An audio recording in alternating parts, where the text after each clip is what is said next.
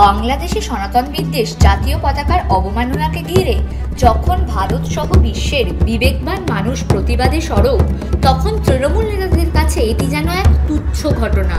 তোলামুলিদের নির্লজ্জ নীরবতা আবারও প্রমাণ করল তাদের কাছে দেশপ্রেমের কোনো মূল্য নেই। তাদের মনে কোনো দাগ কাটতে পারেনি দেশের জাতীয় পতাকার অপমান, সনাতনীদের হাহাকার। ওদের কাছে অনুপ্রবেশকারীরা আজও নিরীহ। হ্যাঁ, ঠিকই শুনছেন।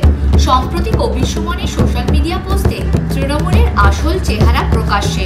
তৃণমূলের সাংসদ কবির সুমন তার সাম্প্রতিক সোশ্যাল মিডিয়া পোস্টে দেশের প্রতি তার বিদ্বেষের পরিচয় দিয়েছেন।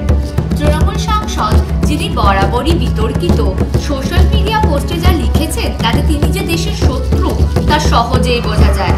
ভাবুন একবার, হিন্দুদের 13 বছর আগে সীমান্তে ফেলানি হত্যার কথা মনে আছে, কিন্তু বর্তমানে বাংলাদেশে কচু কাটা হওয়া সনাতনীদের কথা একবারও বলছেন না।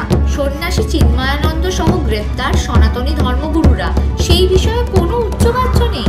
তাদের কাছে দেশের পতাকা পায়ে মারানো অত্যন্ত ছোট্ট বিষয়, বরং যারা ভারতের পতাকা পায়ে মারায় তাদের জন্য তৃণমূল নেতাদের মানবিকতা উতলে ওঠে। আর এই সমস্ত বক্তব্যই স্পষ্ট করে দেয় তৃণমূল নেতারা দেশের জাতীয় স্বার্থ নয়, বরং নিজেদের সংকীর্ণ রাজনীতিকেই গুরুত্ব দেয় বরাবর।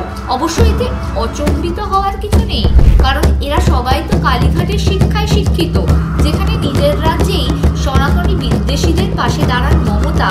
আসলে তৃণমূল মানেই যে সংখ্যালঘু ভোট ব্যাংক, অন্তঃপ্রাণ কথাটি চিরন্তন সত্য। এদের লোভ, লালসা আর তোষণের রাজনীতির জেরে বাংলা পশ্চিম বাংলা থেকে পশ্চিম বাংলাদেশে পরিণত হবে অচিরেই।